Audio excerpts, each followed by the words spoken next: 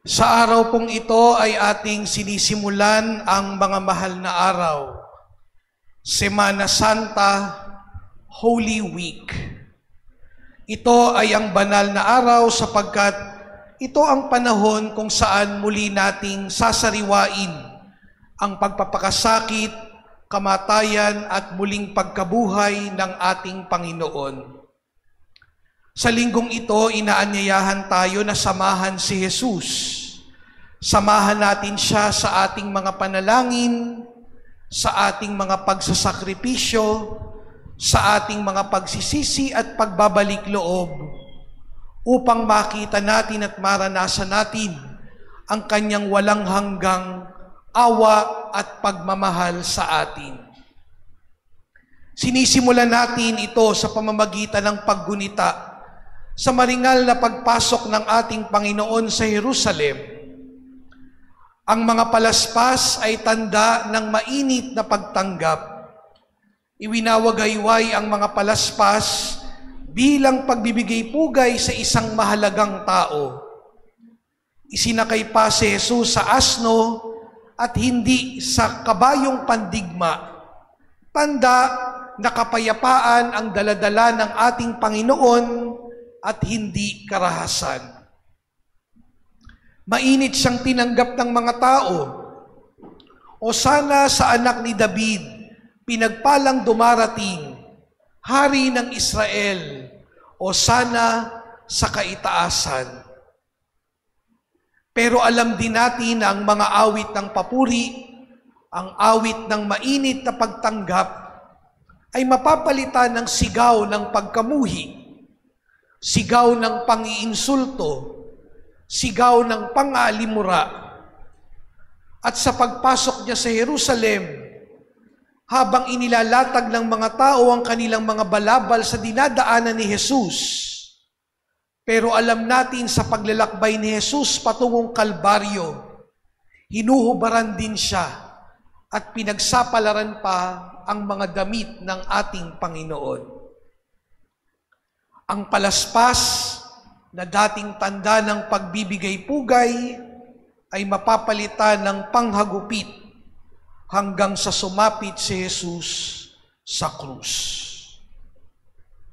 Mga minamahal, sa pagsisimula po ng mga mahal na araw, alalahanin natin ang kababaang loob ni Jesus. Sa harapan ng Sanhedrin, sa harapan ni Pilato, buong kababaan niyang tinanggap ang kasinungalingang ibinintang sa kanya.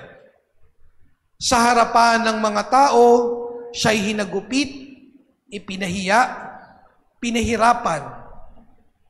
Bagamat siya ay Diyos, hinubad niya ang kanyang pagka-Diyos. Nagkatawang tao siya at namuhay na isang alipin, naging masunurin hanggang sa kamatayan. Yan ang sabi ni Pablo sa ating ikalawang pagbasa ngayong araw na ito. Tinanggap ni Jesus ang kamatayan alang-alang sa ating kaligtasan. Pinapaalala rin sa atin ni Jesus ng kahulugan ng buhay natin ay hindi lamang ang paghahanap ng sarili, kundi nasa pag-aalay ng buhay alang-alang sa iyong minamahal. Mga kapatid, ang buhay ng Kristiyano ay buhay ng pagtulad kay Kristo. Ang buhay ng isang sumusunod kay Kristo, nakakahanap ng kahulugan kahit nasa gitna ng hirap, kahit nasa gitna ng mga pagsubok, kahit nasa gitna ng mga suliranin at maging ng karamdaman. Hindi nga ba ang pambihirang pananampalataya lumalabas sa gitna ng mga pagsubok? Ang buhay ng Kristiyano hindi namimili ng magaan na krus. Bagkus, nagdarasal, kumakapit ng mahigpit sa Diyos para pagkalooban siya ng Diyos ng mas malakas na balikat para pasanin ang kanyang krus. Ang buhay ng Kristiyano hindi umiiwas sa hirap, Bagkus binabata ang hirap hanggang makita niya na ang kahulugan sa lahat ng ito, hanggang makita niya na hindi siya nag-iisa dahil sinasamahan ka, sinasamahan ako, sinasamahan tayo ni Jesus sa gitna ng ating mga hirap, sa gitna ng ating mga karamdaman, sa gitna ng ating mga kalungkutan, at sa gitna ng ating mga pagsubok. In the end, life becomes more meaningful when I finally see